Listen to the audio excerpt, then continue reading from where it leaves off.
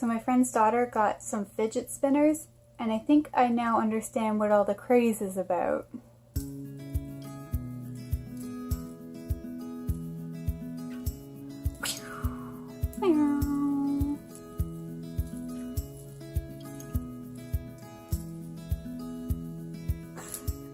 Alright, so today we're going to talk about knitting. So how did I start knitting? So my grandmother used to knit all the time, and I remember watching her and thinking that it was really cool. So when I was 8 years old on March break, I asked her if I could try. So she gave me a pair of needles and some yarn, and she showed me the basics of knitting.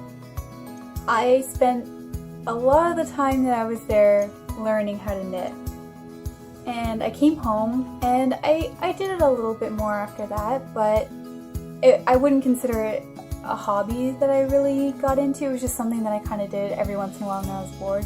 I made a scarf for my brother for Christmas one year, and that was about it. So then when I got into my 20s, that's when I really started getting into it. So how do you learn how to knit?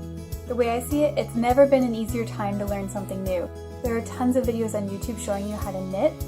Even I go to YouTube sometimes to look up stitches that I have forgotten that I don't use very often. You can even go to some knitting stores and they'll have classes that you can take that show you how to do it. So let's look at some of the tools that I own. So these are all of my knitting needles. And over here, this is my knitting bag. This is what I keep all of my current projects in. This is the knitting basket that my grandmother gave to me. She used it for all of her knitting stuff, and now I use it for mine. So this is my interchangeable knitting system. As you can see, I have a lot of projects on the go, but this was a great buy. I am so happy with this purchase. I use it all the time, and it's great because you just have to buy this one set and it comes with all of these different needle sizes, and then you can just put them onto these cords and you can adjust the sizes with these metal pieces too. Pretty great. So these are some more tools that I have for knitting. So I have a few of these sewing needles that are bigger. They're just for sewing in the ends. I also have a few rings here that are used for markers to mark like certain areas in your knitting. And right here I have some stitch holders. This is a big one. I have a few of these just for holding like large sections, and then I have some of these that look like safety pins, and they're just for holding like a few stitches. I also have some rulers here. The two over here, these are made specifically for measuring the size of knitting needles. So if I have one that doesn't have the number printed on it, what size it is, I can measure it by placing it through one of these holes until it fits one snugly. And I can tell in millimeters, imperial, and in US sizes what size they are. So what am I working on right now? Right now I'm doing these fingerless mitts, and the pattern is Herbaceous Mitts. This is a free pattern. I'll put a link down in the description, and I'm using a sock yarn weight. For those of you who don't know, yarn comes in different thicknesses, so the different classifications will tell you how thick the yarn is.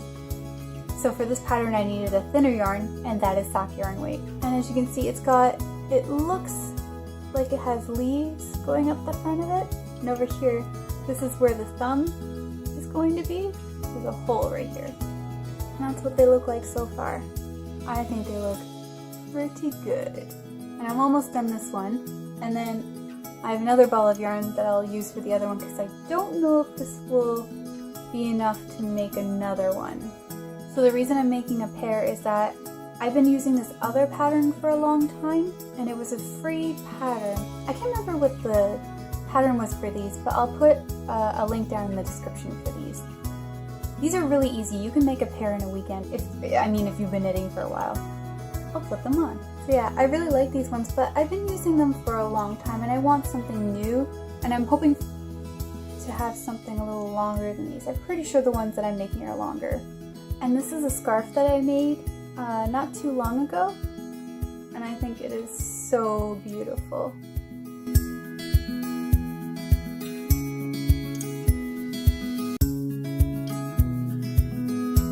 So I made this scarf this winter, I think. It was also free. Don't remember the pattern, but if If I can find it, I will post it in the description as well. This one wasn't very hard either. I don't tend to go for very, very difficult patterns very often, just because I'm not very good at memorizing them, so I find that I mess up the stitches a lot. So most of the stitches in this pattern are just knitting and purl. But now I'm going to show you the shawl that I made for my wedding. Okay, this is the shawl that I made for my wedding, and I think it is pretty fantastic.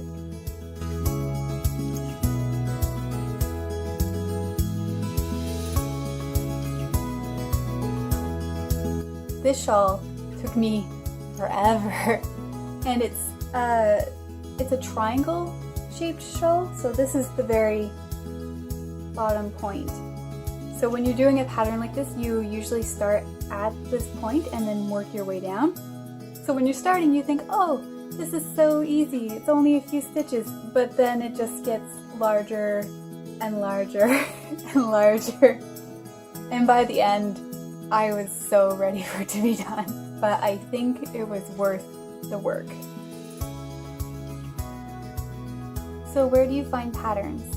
There are tons of patterns available online. My favorite places to look are Ravelry and Pinterest. So Ravelry, I would say, is better just because you can search for patterns by the type of yarn you have, by the type of craft, so if you're doing knitting or crocheting. You can also look for specific items if you're looking for mittens or scarves. Pinterest is nice. I find that I like Pinterest more to get me inspired to knit. So sometimes I'll be in a knitting rut and I'm not really sure what I want to work on or if I want to work on anything at all. And those are days that I go onto Pinterest and I look through things that either I've pinned or for new items, and it makes me want to knit everything. So what are my favorite things to knit? If I'm looking for something straightforward, easy to do, I'll do something like a scarf or maybe a pair of socks. If I'm looking for something more interesting, sometimes I might try a sweater, but I find sweaters are risky. You never know how it's going to quite look when you put it on. So right now I own one sweater, I think, that I've made myself, and I've given a few away just because I didn't like the way they looked on me. So if you're feeling interested in picking up knitting, I highly recommend it. It's something that I've enjoyed for many years, and I think that almost anyone could learn how to do it. It just takes a lot of patience and time. And knitting is also one of those crafts that you can decide how challenging you want it to be. You can stay at a basic level as long as you want and knit many different things. Or, if you decide to, you can learn a whole bunch of new stitches and move on to a whole different type of craft. You could work your way all the way up to lace work if you wanted to. There's nothing wrong with staying with the basic stitches and just knitting scarves and toys and maybe even socks. It's really up to you. So let me know if you have any crafts that you like to do in the comments below. I'm really curious to see what you like to do. Don't forget to like and subscribe, and I'll see you again soon. Bye!